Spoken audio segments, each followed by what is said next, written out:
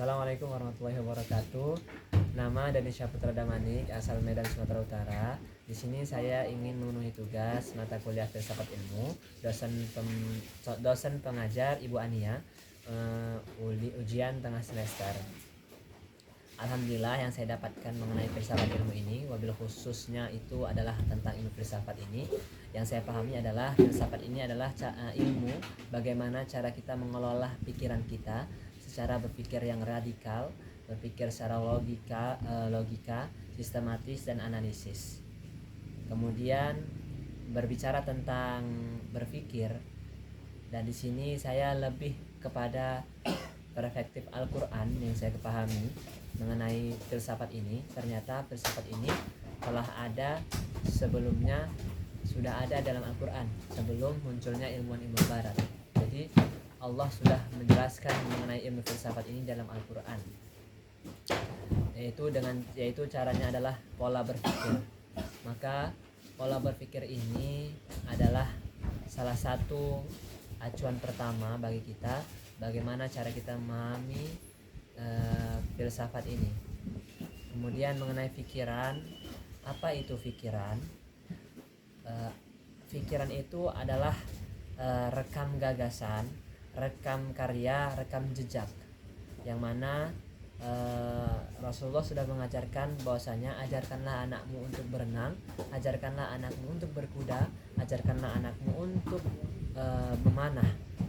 Itu filosofi bahwasanya apa itu pikiran itu adalah bagaimana cara kita dapat mewujudkan rekam jejak kita, rekam gagasan, rekam jejak, dan rekam karya dan rekam jejak.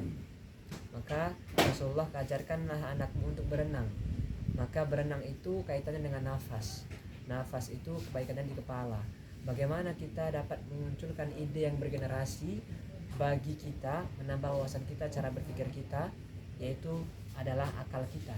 Yang kedua, bagaimana kita untuk menciptakan sebuah karya.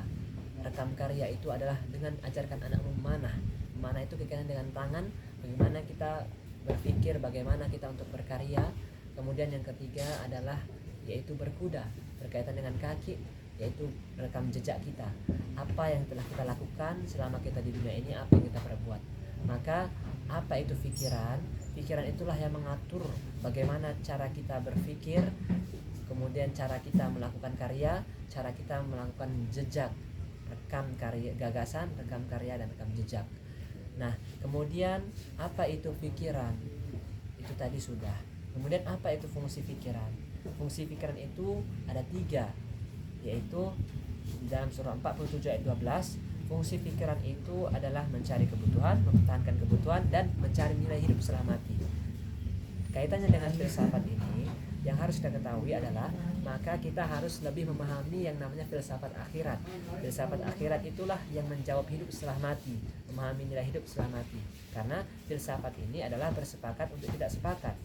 Maka bagaimana cara kita untuk dapat menerima kritikan, masukan, sanggahan orang lain dengan ilmu-ilmu yang mereka miliki. Karena kalau tidak kaitannya dengan filsafat akhirat, maka filsafat kita hanya terkaitan dengan filsafat dunia saja, yaitu mencari kebutuhan dan mempertahankan kebutuhan. Dan yang saya pahami mengenai filsafat ini luar biasa. Bagaimana cara kita mengelola pikiran kita, itu yang harus kita ketahui. Jadi manfaat pikiran sendiri itu adalah dapat membangun peradaban dunia dalam surah 40 ayat 21 dan 40 ayat 82. Maka ketika kita sudah mendapatkan pola pikir tadi, yaitu yang ada 7 kata-kata pikiran dalam Al-Quran, yaitu fakaro, dabbaro, alima, zakaro, faqaha, aqala, syakaro. Ada 7 kata-kata pikir. Ketika kita memahami pemikiran-pemikiran ini, maka kita akan dapat mewujudkan membangun peradaban dunia, baik itu teknologi, informasi, komunikasi, sosiologi, ekonomi, geografis, semuanya yang berkaitan dengan di dunia ini kita dapat menguasainya ketika kita dalam memahami cara berpikir. Nah, di dalam filsafat ini cara berpikir itu yang kita harus pahami bersama.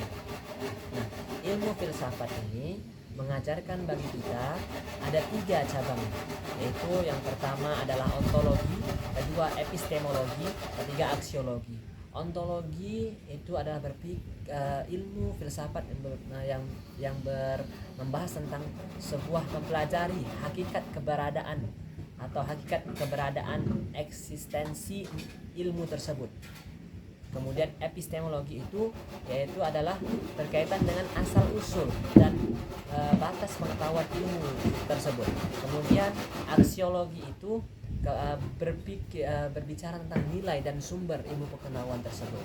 Maka ontologi, epistemologi, aksiologi itu sudah diatur sebenarnya dalam Al-Quran, yaitu berbicara tentang sumber, proses, dan tujuan.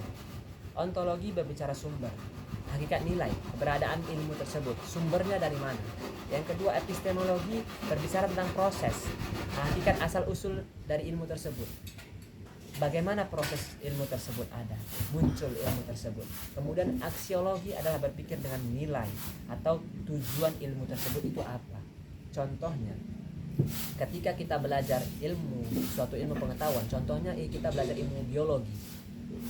Apa tujuan ilmu biologi itu? Apa fungsi ilmu biologi itu? Dari mana sumber ilmu biologi itu?